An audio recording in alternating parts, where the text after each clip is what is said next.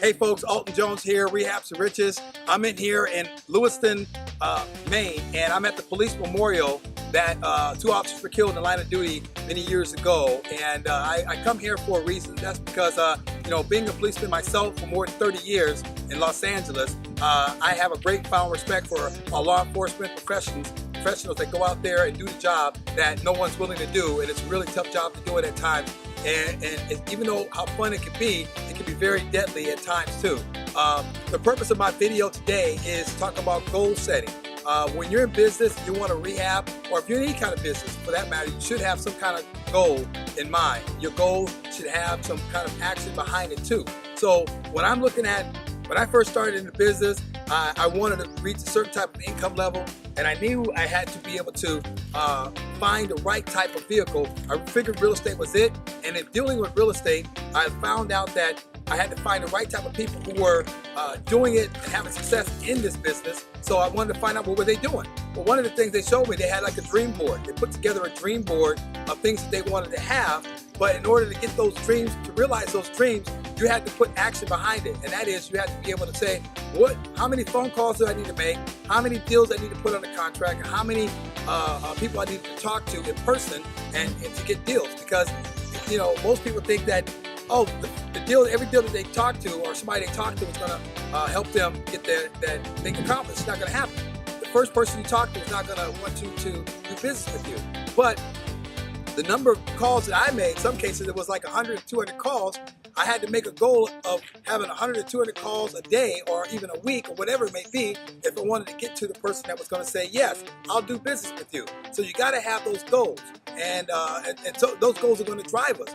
Your goals have to be so big, hairy, audacious that you have to be willing to give up something to get them. Sometimes you may have to give up TV. That's the most common thing people cater to, is watching TV every day or listening to the radio and getting into the news cycle of what's going on with other people in the world. But the reality is that you need to be able to have something you got to work towards. So give up something, whether you're going to spend an extra day or an extra hour or 2 hours doing whatever it takes that you didn't want to do, but that way you can achieve the goals that you wanted to have. So, and here's an example. I want to be able to have my kids go to college. Well, I needed to create a vehicle to help that happen. So if I had to buy 1 house or 2 houses, I ended up buying 5 houses in one state and being able to rent those properties out so that I can have my kids pay for their colleges when they become old enough to go to college.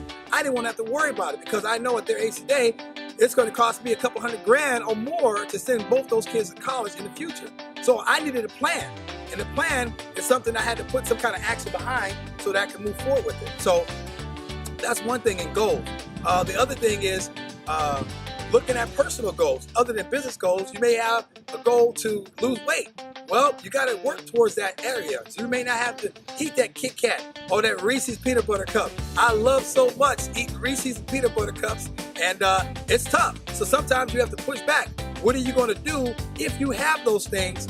What is the pain that you're going to have to put yourself through in order to satisfy yourself? So if I want a piece of candy or chocolate or cupcake, I got to work out, right? And working out is painful. So, but sometimes you have to get up early or you have to stay up late to make it happen. But guess what? You accomplish your goal. I have little small milestones of things that I have to achieve. Sometimes you just can't take, I want to buy that big old commercial building. Yeah, that's like eating an elephant with one big bite. Well, sometimes you got to take small bites. Take small bites means you have to have small goals, small achievements.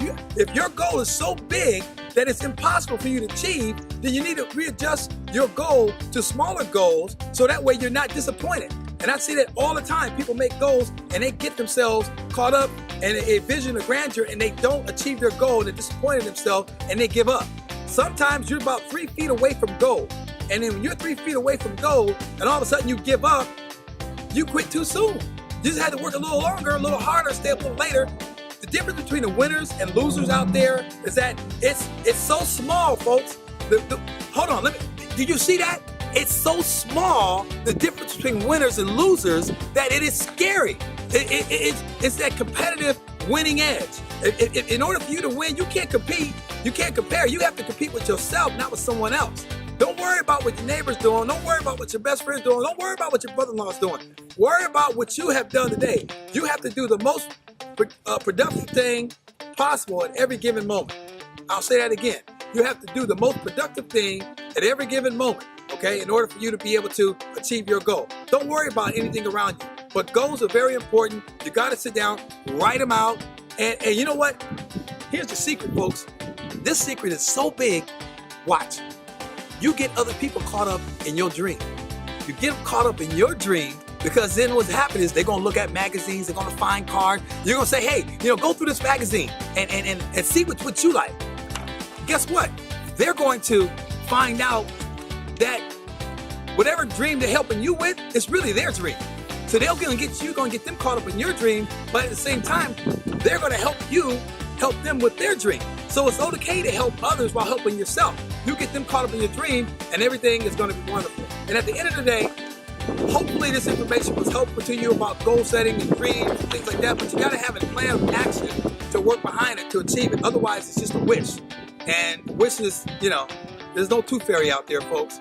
And you need to be able to become the tooth fairy. Don't wish for the tooth fairy, become the tooth fairy. I'm Alton Jones, Rehab to Riches. Like our story on at the end of this video, and then share it and subscribe to our YouTube channel. We got some more valuable information we can hopefully share with you. See you at the top.